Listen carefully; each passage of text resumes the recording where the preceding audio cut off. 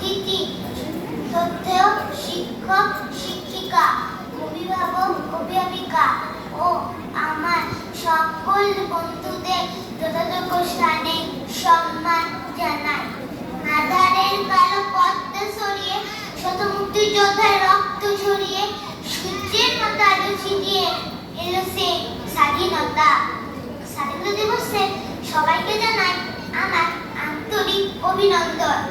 আজ আমরা স্বাধীন ভারতে ৭৮তম স্বাধীনতা দিবস উদযাপন করছি।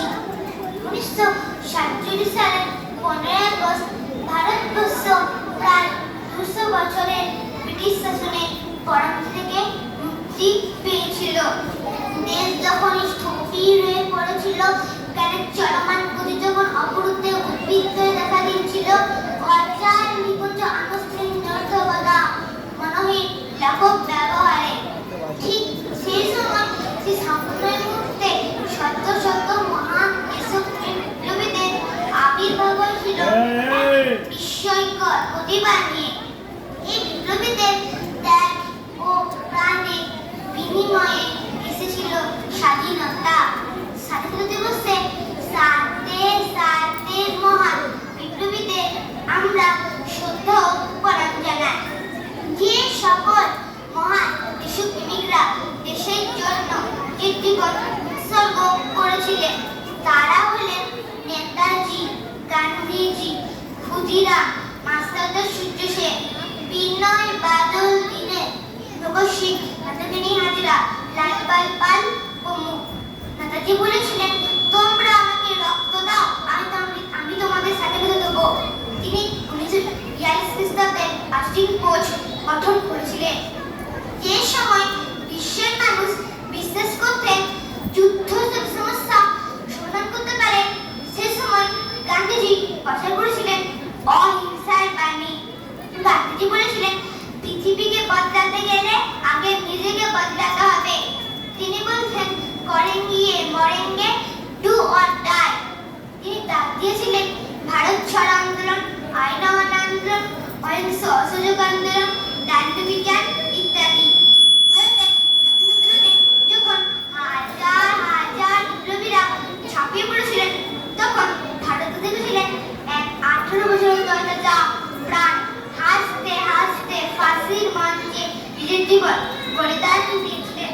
তিনি ক্ষুদিরাম, মাস্টারদা সূর্য সেন ও ব্রিটিশদের অস্ত্রাগার লুণ্ঠন করেছিলেন।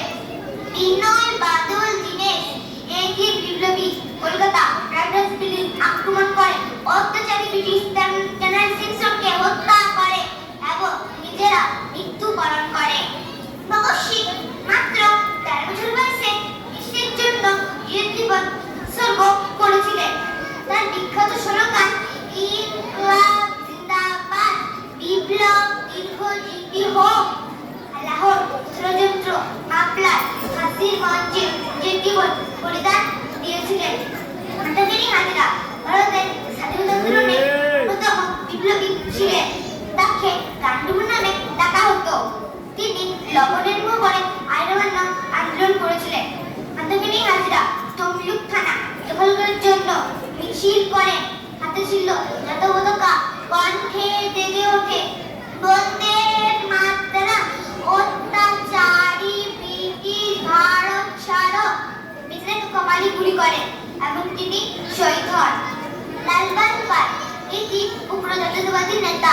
ভারতে জাতীয়তাবাদ ও স্বরাজ প্রতিষ্ঠা অগ্রদূত ছিলেন। বঙ্গভঙ্গ বিরোধী আন্দোলন, স্বদেশী আন্দোলন, বয়কট আন্দোলন, চরমপন্থা জোরদার করতে একটি জোটে কাজ করেছিলেন। তাদের বিখ্যাত স্লোগান জয় জওয়ান জয় কিষান। একদিকে গান্ধীজি অহিংসা আন্দোলন, অন্যদিকে শত শত মহান দেশপ্রেমিকদের সশস্ত্র আন্দোলন ব্রিটিশ শাসনের ভিতকে চরমভাবে নাড়িয়ে দিয়েছিল। জানিও না তাকে হত্যাকাণ্ডে প্রতিবাদে রবীন্দ্রনাথ ঠাকুর ব্রিটিশদের দেওয়া নাইট উপাধি ত্যাগ করেছিলেন। ১৯২৫ খ্রিস্টাব্দে বঙ্গভঙ্গ আন্দোলনে রবীন্দ্রনাথ ঠাকুর সকলকে রাখি পরার পরামর্শ দেন। বিশ্ব মহান দেশপ্রেমিকদের দীর্ঘদিন আন্দোলনের ফলে ভারতবর্ষে এসেছিল স্বাধীনতা। ১৫ই আগস্ট এই দিনটা আমরা স্বাধীনতা দিবস হিসাবে পালন করি। এই দিনে স্কুল, কলেজ, অফিস, আদালত সব জায়গায় জাতীয়তা উত্তোলন করা হয়। জাতীয় সঙ্গীতকে সম্মানের সাথে এই দিনটা আমরা পালন করি। এই মহান দিনে জাতি, ধর্ম, বর্ণ নির্বিশেষে সকল দেশবাসী একত্রিত হয়ে ঐক্যবদ্ধ ভারত গড়ে তোলে। তাই কবি দেবেশ ঠাকুরের কণ্ঠে জেগে ওঠে ভারতবর্ষ মানে কোনো আর্ট পেপারে আঁকা জল লোকের মানচিত্র নয়। ভারতবর্ষ মানে শুধু হর্ষবর্ধন কিংবা তবরে বিজয়ী বার্তা নয়। ভারতবর্ষ মানে বিদেশ সিংহের সিংহল জয়ের গৌরব গাথা নয়। ভারতবর্ষ মানে শুধু মীনাক্ষীপুরম কিংবা জামা মসজিদ নয়। ভারতবর্ষ মানে নেরুজির বাক্সান্ন বৃত্তি কিংবা জিজ্ঞেস সাহেবের অলিপ্ত শ্বেতপত্র নয়। ভারতবর্ষ মানে এক ভালোবাসা, আমার তোমার শব্দের সঙ্গীতে জীবনের আকাশে মাটি। আমাদের প্রাইমারি স্কুলে কলকাতাতে সাদা ধবধবে দাড়ি, মাথার ফ্রেঞ্চ, বিল করতেন আমাদের ডান বাম সস্তে যতটুকু করতেন বাবা সকল পার হাত মিলিয়ে ফেলো। কলকাতা সাহেবের গড়ের মাটিতে আজ ফ্রেঞ্চ হাসি ভারতবর্ষে চেরা হয়ে চলছে। বৌদ্ধমিয়ার হাতের কর্মীতে শিব মন্দিরের গায়ে কত ফুলকাতা আত্মার জোগাড় হয়ে মস্ত মারছে ঈশান বাউরি।